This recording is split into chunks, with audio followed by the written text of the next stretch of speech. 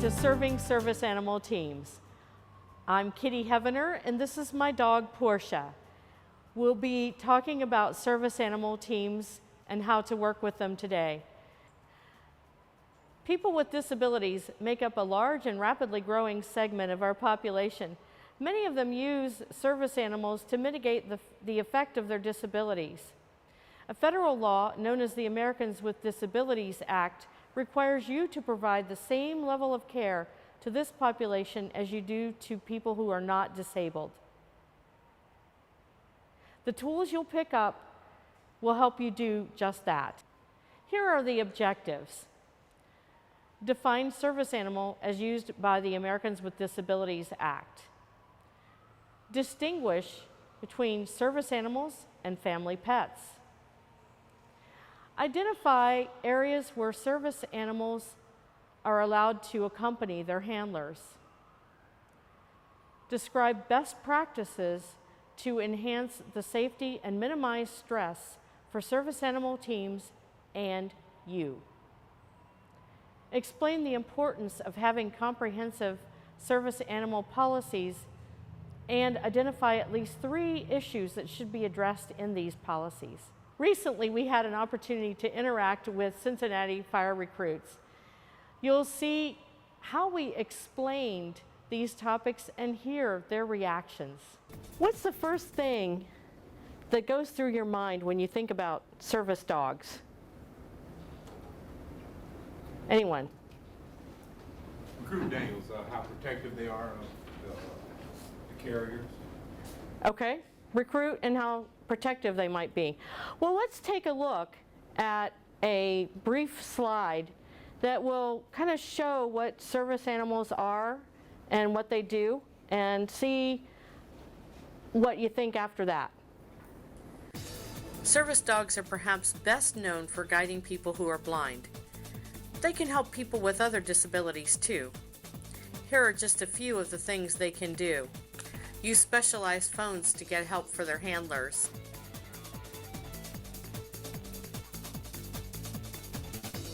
Pick up things their handlers drop.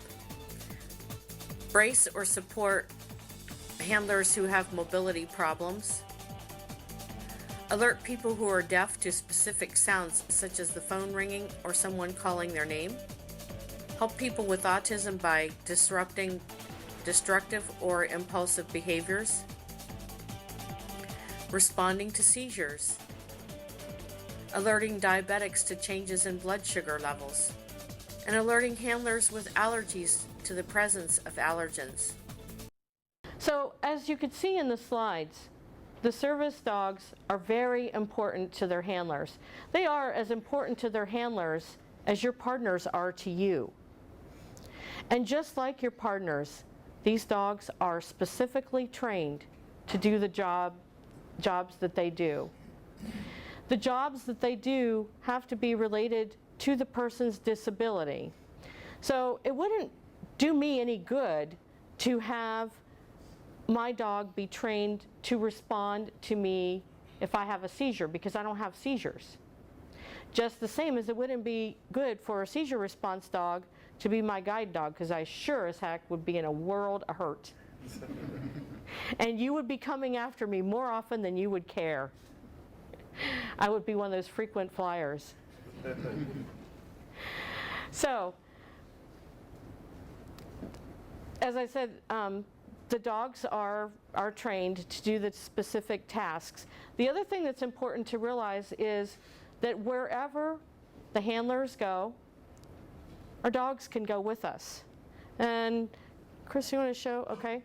You can see there some examples of some of the places, such as on airplanes, cruise ships, in the hospital, and even in your ambulance. They can also be in stadiums and all kind of different things. So if you are called to respond to a situation and you get there and discover that there's a service dog involved, it could be far more than just the person's home. Now, if you discover when you arrive on scene that there is a service dog and you are on an airplane or in any of the public places, you can feel pretty comfortable in assuming that it is a service dog versus a pet. Because pets are not trained to do specific tasks, and they're not trained to do specific tasks for someone with a disability. And that's the key thing with service dogs. They are trained to help people with disabilities. So if you are in a person's home, you might not know, is it a pet or is it a service dog? But you can put yourself at ease by asking 2 questions. One of them would be, is this a service dog? And if the person says yes, then you can ask, what task has it been trained to do? Okay? Because let's face it, I used to work in the communities and I'd go into people's houses. I know about those little ankle-biting dogs. I know all about them. And I sometimes was a little concerned about my own safety as a dog lover. So it's okay for you to ask those 2 questions. In fact, the Americans with Disabilities Act, ADA, says that you can ask those 2 questions, and that act actually says that where the handler goes, the dogs go. Now, service dogs come in a variety of breeds and sizes. And that's why it might be really helpful for you to just be able to ask the 2 questions that we talked about. Is it a service dog, and what task has it been trained to help you do? The other thing you'll notice here, Portia has, and I guess she's going to be, oh, there she goes. Portia she has this harness on, okay? But harnesses or any other form of identification are not required. So you really are in a conundrum of knowing, service dog, family pet. Will I be safe? Am I about to lose part of my leg? So just remember to ask those 2 questions to kind of put your own mind at ease. And know that there is no special attire or form of identification that you can ask for. Some dogs are trained by different schools, and some are trained by people who are special trainers. Like Chris is a dog trainer, and Chris trained Dazzle. I got Portia from Guiding Eyes for the Blind in Yorktown Heights, New York, and she has been specially trained. So she came already trained for me.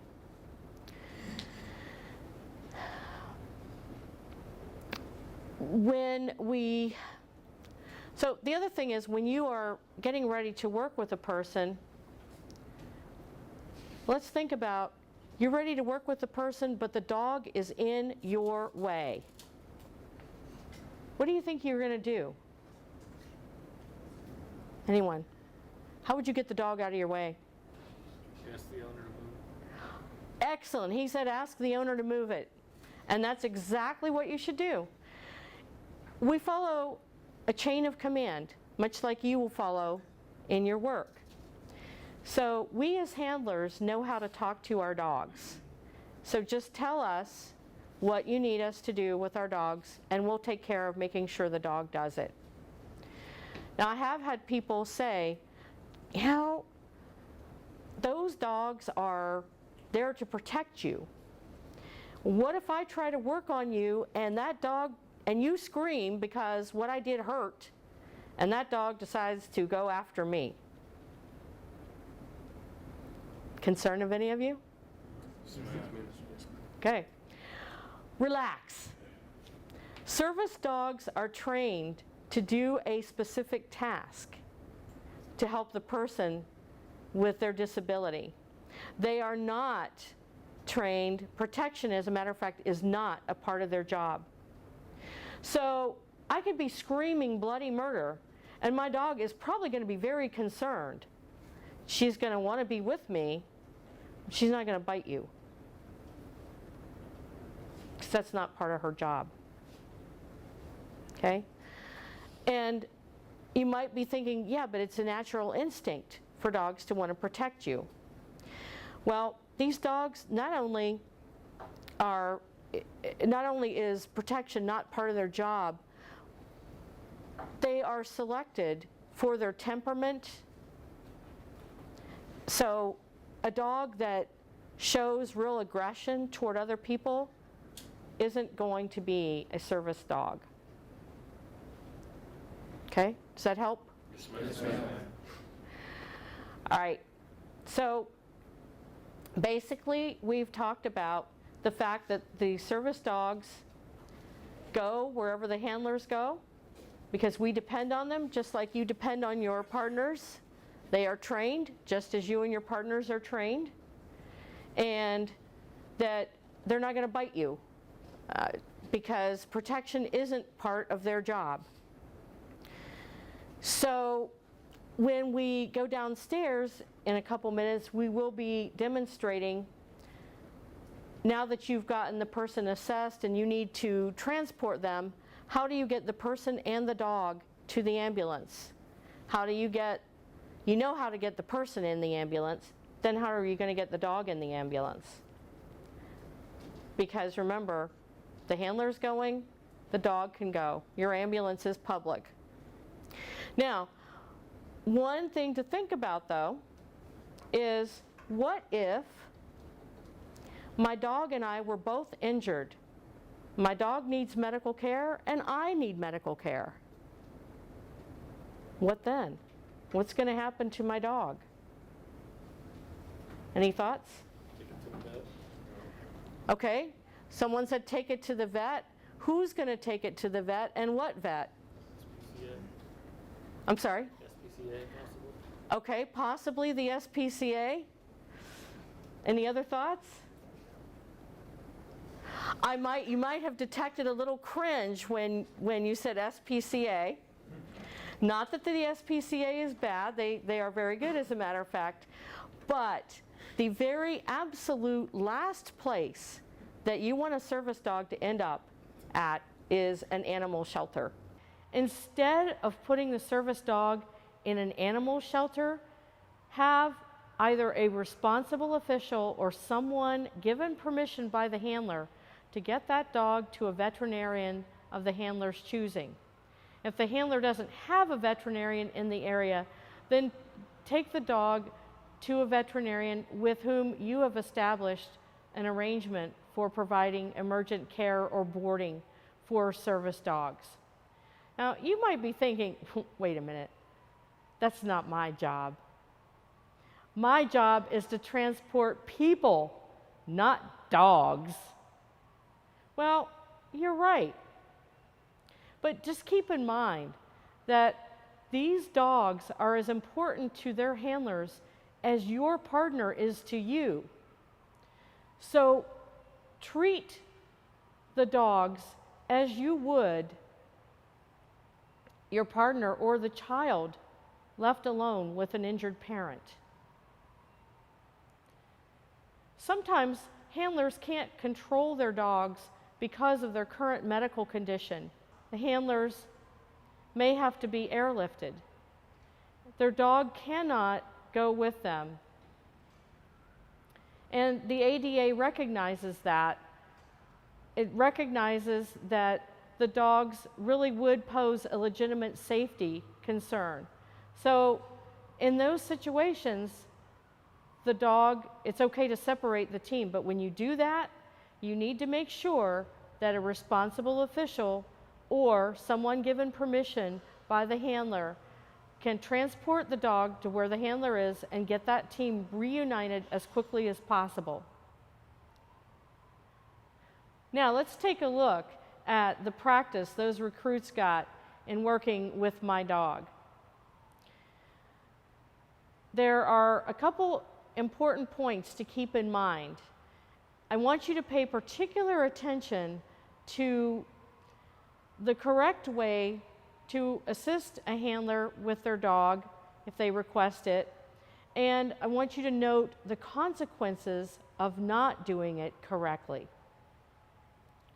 The first thing to know is you need to lead the dog with its leash. This is Portia's leash. You will also note that Portia has a harness.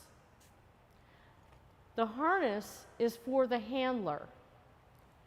So you do not need to do anything with the harness, just the leash. If you hold on to the dog's harness and you try to move the dog where you want it to go, you have just overridden all of what the dog has been trained to do, and you could destroy $50,000 worth of training and make the dog so that it can't function for its handler anymore. When you get to the point of getting ready to load the dog, there are some things we're going to have to think about. One is sometimes you're at a door where there's the grating that you step on that gives you a good grip, the open diamond plate gratings, the ones where the stretcher goes up or the cot goes up. You know what I'm talking about? Yes, ma'am. Okay. So those gratings can be very painful to the dog's paws and could actually cut the dog's paws. If that was your only way of getting the dog in the ambulance, what could you do? Throw a towel down. Oh, excellent. He said throw a towel down. And that's right. Put some kind of covering on that so that the dog will go up. If you can avoid that door altogether, that's even better. So if you can use like the side door or one that doesn't have those gratings sticking out, that's even better. So we're going to work on getting the dog in, and then we're going to also talk about, well, what happens? It's one thing if I'm okay, but if I'm like bleeding profusely and there's blood, there's all kind of messy gauze and stuff, and or breathing tubes and whatever, then you could conceivably have my dog ride up next to the driver. That is another option. The two would still be together.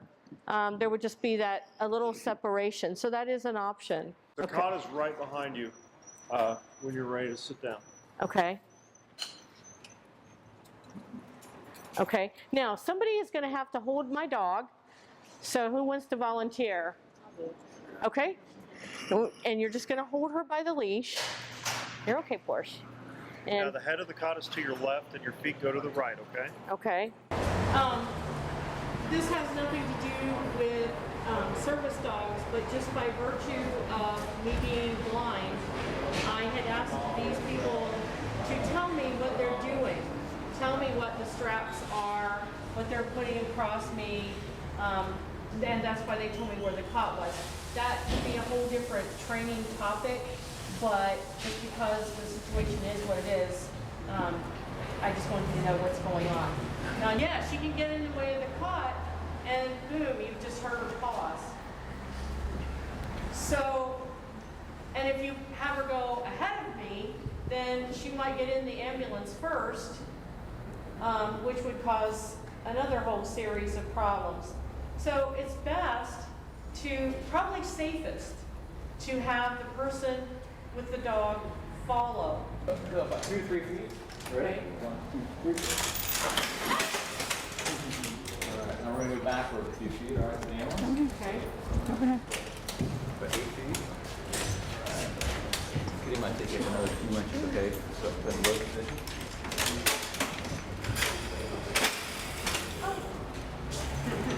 Your arm is in. You're good. I'm going to let you go. Here we go.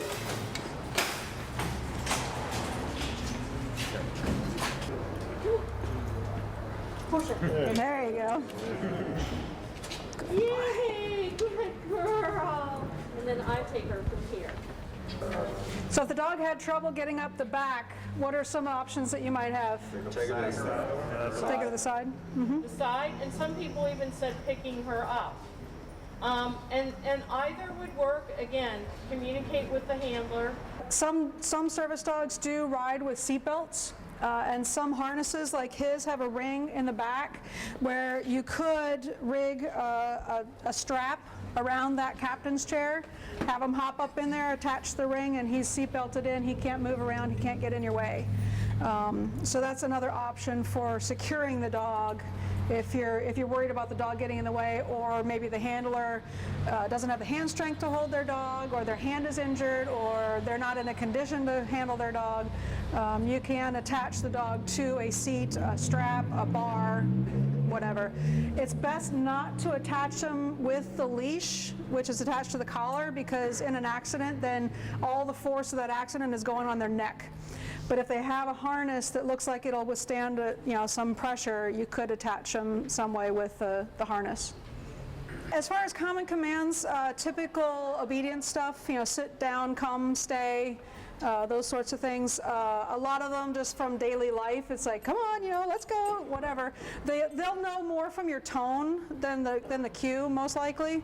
So if you're trying to get them in, just try and stay friendly and because who wants to come to someone going, come on now?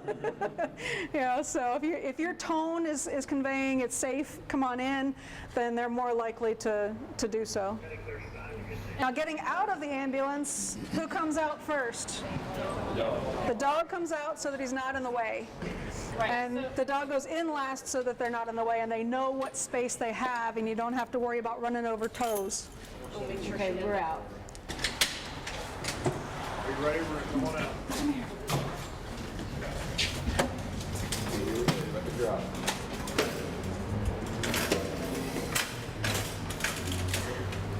On the ground. So as you can see from everything we've covered so far, there are many issues to consider when responding to an incident involving a service animal team. Having a service animal policy is a good way to make sure that everybody is on the same page when dealing with these issues, and following the policy can give you peace of mind knowing that you're complying with the Americans with Disabilities Act and any other applicable laws. You may want to include the following in your service animal policy. Definition of service dog, information about applicable laws and how to comply with them, what to do if the handler is not in a condition to control their service dog, proper movement and transport of the service animal, veterinary facilities with whom you have established arrangements for providing emergent care and/or boarding for service animals. In closing, here are some important points to remember. Service animals are not pets. They're critical tools for their handlers, and they can help you too. According to the Americans with Disabilities Act, service animals are specially trained to do work or tasks for people with disabilities. Protection is not part of their job. To be certain that you're dealing with a service animal versus a family pet, you can ask the handler if they need the dog for a disability, and if so, what task it has been trained to do. Follow the chain of command. By law, where handlers go, their dogs go. Lead with the leash. Follow behind the gurney. Last in, first out. Prevent lacerations by using the side door or covering the open diamond-plated gratings. When the team has to be separated, remember to treat the dog as you would your partner or the child left alone with an injured parent. Urge your administration to adopt a service animal policy. It's for your protection and peace of mind. Finally, 2 personal notes. Let's listen to my friend Chris as she talks about her service dog. I'm on a lot of different talk lists and things with different service dog handlers, and the one thing that comes up over and over again is just how incredible their dog is and how the dogs pick up on things that may not have even been trained. For example, one person who has a service dog She had had a seizure, but she was face down on her pillow, and the dog pulled the pillow out from under her face. And that saved her life because her husband came, the dog went and got her husband, which is what he was trained to do, but before he did that, he pulled the pillow out. So it's little things like that. They literally can save the person's life, and you don't know when you're dealing with a person with a service dog whether that has happened yet or not, or whether it will happen in the future, but the potential is there. And so between the training and that support and that life-saving ability, these dogs are incredibly valuable and incredibly special to their people. Dazzle allows me to not need as much medication, not need as much pain medication. He picks up things that I drop so that I don't have to bend over, which is quite painful for me. He helps me upstairs. He pulls a wheelchair when I need it. And so all of those things are of great benefit to me to help me in my daily life. For myself, I can tell you that there is a very special bond that exists between us and our partners. Our dogs are an extension of us. Portia is my eyes. I'll never forget the day that I was about to step off a curb to cross a busy intersection, and she slammed her body against me, knocking me back away from the curb. I later found out that she had done that because there was a hybrid car making a right turn on red in the near lane, and I didn't even hear it. Fortunately, with her training, Portia recognized that there was danger, and she knew how to get me away from it. What can I say? Portia saved my life.